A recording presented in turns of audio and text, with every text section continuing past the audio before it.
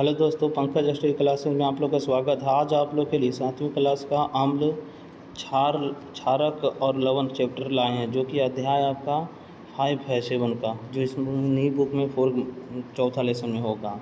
चलिए, आप लोग चैनल को सब्सक्राइब नहीं किए, सब्सक्राइब कर लीजिएगा और लाइक का बटन दबाना न भूलिएगा, और साथ में बेल आइकन घंटी भी दबा दीजिएगा।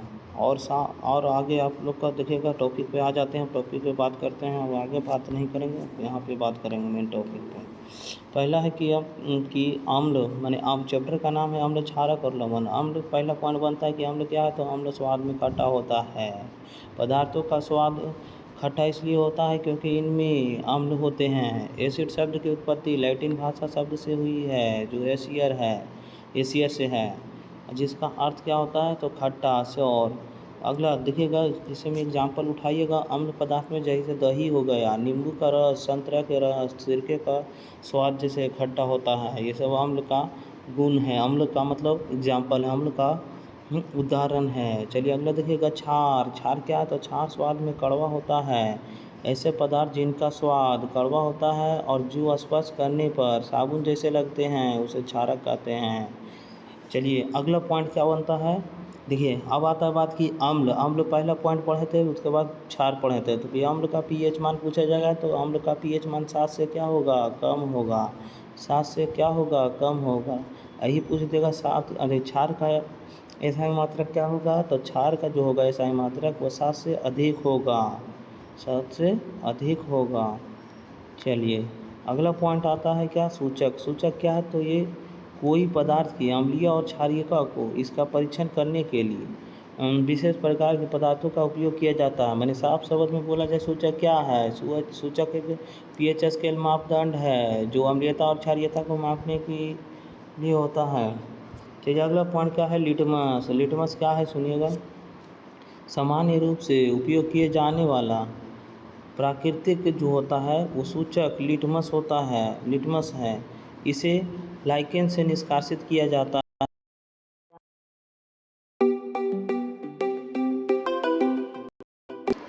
लाइकेन में अम्लीय विलयन मिलाया जाता है तो यह लाल हो जाता है। लाइकेन में क्षारीय विलयन मिलाया जाता है तो यह नीला हो जाता है। यह लाल और नीले लिटमस पत्र के रूप में उपलब्ध होता है। अगला पॉइंट क्या कहता है, चलिए अगला पॉइंट क्या कहता है, इसे देखिएगा। उदासीन विलयन क्या है, तो ऐसे विलयन जो लाल अथवा नीले लिटमस पत्र के रंग को परावर्तित नहीं करते, उसे उदासीन विलयन कहते हैं। ऐसे पदार्थ ने तो अम्लीय और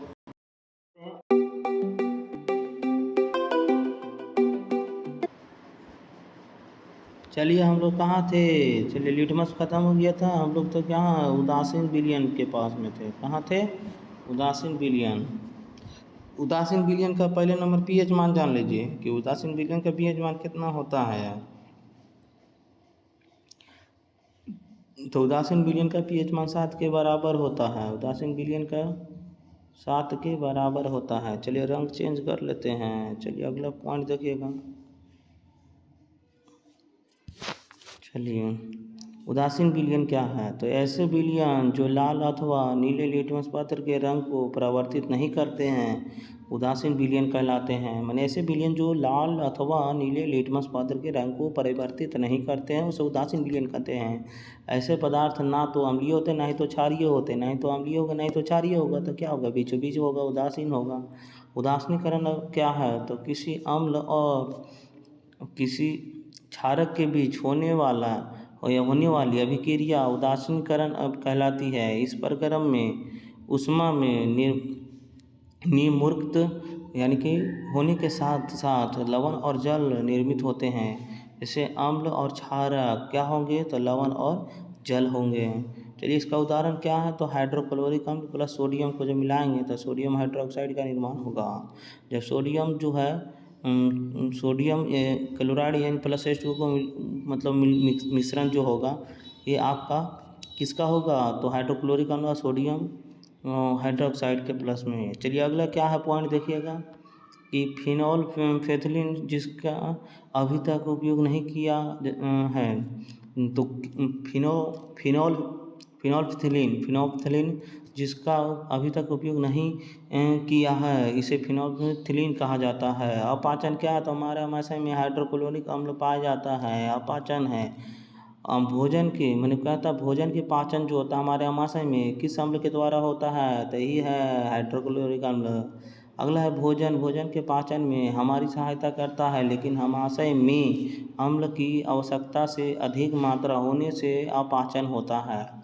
अगला है चींटी के डंक में कौन सा अम्ल होता है, फॉर्मिक अम्ल। चींटी जो होती है जब चींटी काटती है तो यह त्वचा में अम्लीय डाल देती है। डंक के प्रभाव को नमीयुक्त खाने का सोडा जो होता है, सोडियम हाइड्रोजन कार्बोनेट वो अथवा कैलेमाइन विलयन मिलकर उदासीन किया जाता है, जिसमें जिंक कार्बोनेट होता है।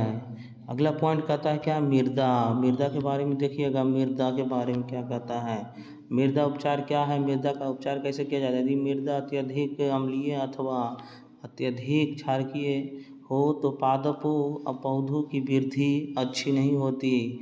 मृदा अत्यधिक अम्लीय होने पर उसे बिना बुझा हुआ चूना, कैल्शियम हाइड्रोक्साइड जैसे क्षारकों से उपचारित किया जाता है। यदि मृदा जो है क्षारकीय हो तो इसमें जैव पदार्थ मिलाए जाते हैं। जैव पदार्थ कंपोस्ट खाद मृदा में अम्लीय निम्नलिखित के होते हैं।